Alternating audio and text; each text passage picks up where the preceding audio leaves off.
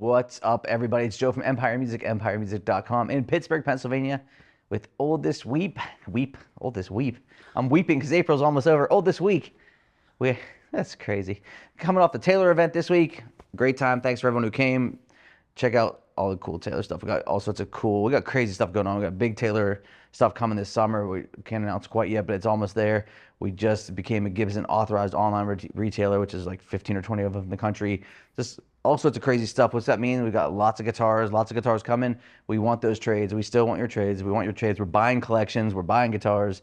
Go to empiremusic.com. There's a little thing at the top, right? For you, I guess, over there. It says trade and sell your gear. Click on that. Enter in your info, a couple pictures if you're trading, what you're after. If you're selling, just a couple photos, brief description. We will get back to you and we will get cooking. We got cool stuff, tons of cool stuff this week. Anthony informed me last week that I got all the dates wrong with the guitars, how they were. So they're in my brain today. I got it right. I'm sure of it. So I got the ages that are right, which are good. And I'm going away for a few days early this next week here. So no Oldest Week coming up. We're going to take a week breather. So expect big things when we get back to that. So without further ado, let's get to it because I have amazing guitars. I saw on the new this week comment, people are like, hey, where are the acoustics? Well, it's like, we get so many new guitars in. It's just like, sometimes it's electric heavy, sometimes it's acoustic heavy. I got your acoustics covered today. Without further ado, a 2022 Martin D41, one of the most iconic guitars of all time. My favorite headstock inlay. This is it. To me, this is, when I see this, it's just like, I know it means premium. I just love the way it looks. D41 has gorgeous top shell work, binding all around the top, beautiful sound hole, and then of course the hexagon inlays, solid spruce top, beautiful solid East Indian rosewood back and sides, mahogany neck. This is the 1/4-inch scallop bracing. This is part of the reimagined line when they did these, right? So something I do want to point out, this guitar just sounds killer. It's a banger. Ebony fingerboard and bridge, just a great guitar. When you talk about Martin guitars, something you're going to notice is, or a lot of people bring up, is on the specs it says on the neck, genuine hardwood, and this sends people into a frenzy. And this was instituted in 2010. They started to say that because there was, if you remember at that time, there was a mahogany shortage. If you're in the world that I'm in, I remember that time. So they were using occasionally a different wood, and they left that in there, but they haven't used anything but mahogany since like 2011. So they're still there. They just leave themselves that little out in case down the line they don't have to make a big announcement. So mahogany necks on USA Martin guitars. Don't sweat it. Next up, another 2022 Martin D15M STREETMASTER.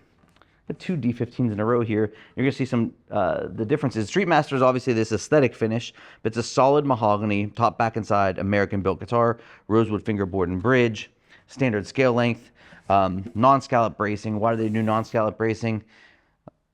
Keeps that top a little stiffer. Mahogany is a warmer wood, so they keep it clean. You know what I mean? Just super. This guitar's in super condition.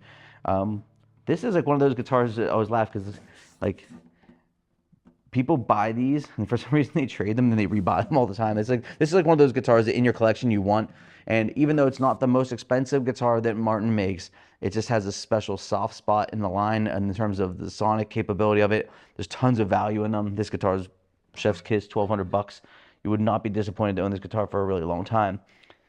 This is cool. This is a year 2000 Martin D15M. And you can see the STREETMASTER a little bit more, aesthetically going on, whereas this is just a straight ahead mahogany top, back, and side guitar, made in Nazareth.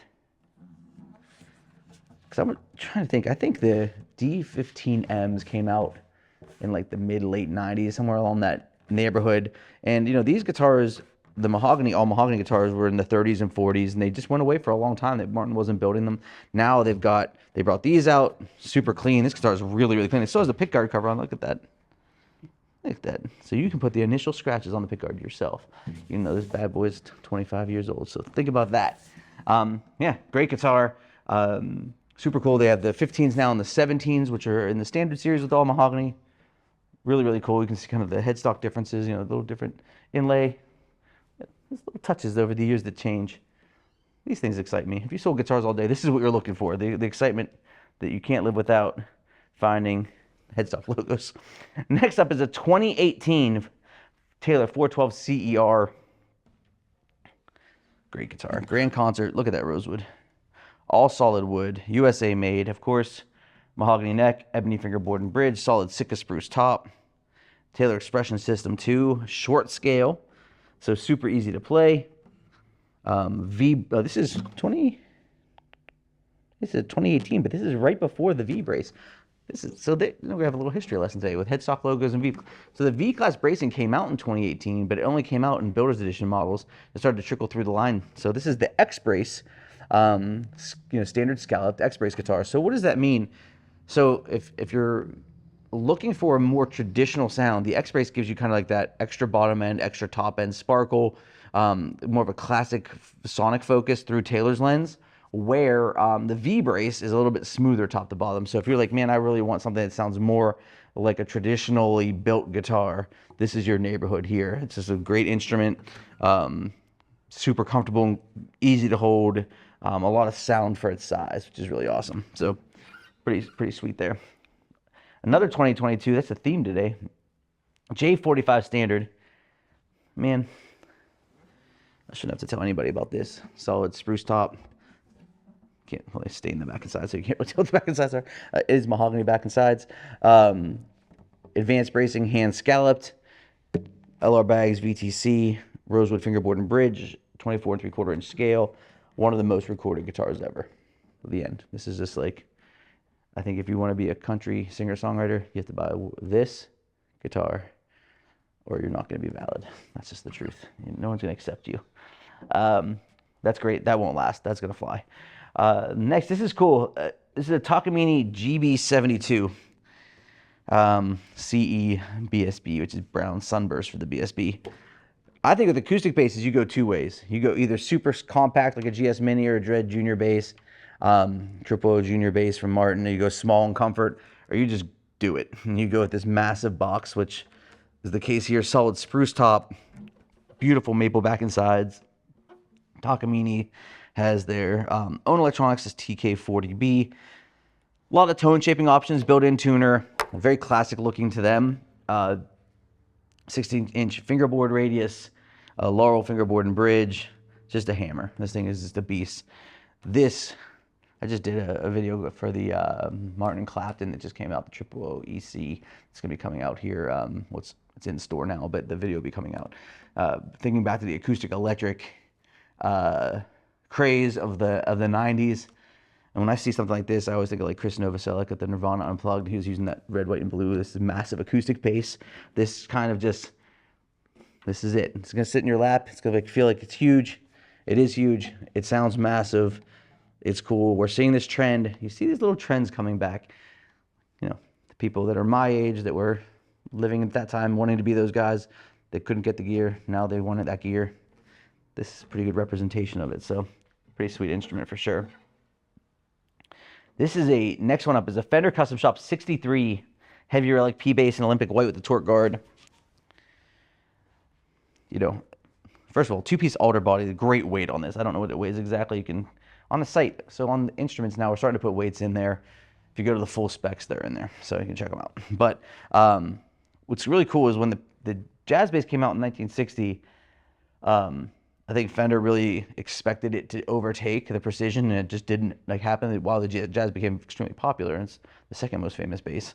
The Precision just held its crown and still does to this day. We still see that in store. It's like when it comes to premium instruments, people are buying P basses. This instrument is cool because it's got maple neck rosewood board. It's just a beautiful rosewood board on this thing. Look out. 7 1/4 inch radius, hand wound 59 to 62 P bass pickup. That's wound to the output with specific frequency of that bottom end, because you know the early P basses were just like in this late 50s, early 60s were just crazy thumpy. I mean, you think of all the Motown records in the 50s and 60s, that bottom end James Jamerson type of sound. This guy delivers it. Killer work on the relicing.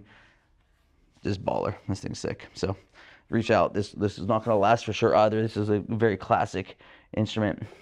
Then last up, a Tony Franklin Precision that's fretless. There's so much going on with this instrument. I don't know where to start. So he's extremely well-known session player, and also known at the forefront of precision fretless instruments, because this is obviously like a unique thing. So it's an ebony fingerboard fretless. As you can see, American precision pickup, a DiMarzio J here, a very unorthodox three-way switch on a P bass, right? We don't typically have that. Master volume, master tone, P by itself, J by itself, both together. And then he's got this D to E tuner on the back. So if you're gonna go drop D, then this is a 2020. You can tell by it says US 20. See that? We sell, I mean, as far as fretless basses go, these sell well. You know what I mean? It's just like, it's definitely at the front of that market. And for players in that world, you know who Tony Franklin is. If you want to get that sound, there you go. You can do it. All you have to do is practice and buy this and you're set. So if you learned anything today, here's what I want you to know. We want those trade-ins. We want the trade-ins. We'll buy collections. We're working on some big collections now, actually, that we're getting ready to purchase. So you're going to see just kind of like a really big push to getting trade-ins as part of a continued push to bring used gear to you and make trade-ins easier for you. We're sending labels. We're doing all the heavy lifting. These instruments are coming in because we're giving fair value. We're hyper transparent. You know what I mean? It's like, it's the one thing you won't ever be confused about here is what your instrument's worth and what we're about, you know, what we think it's going to sell for. We're always upfront about that. We want you to be very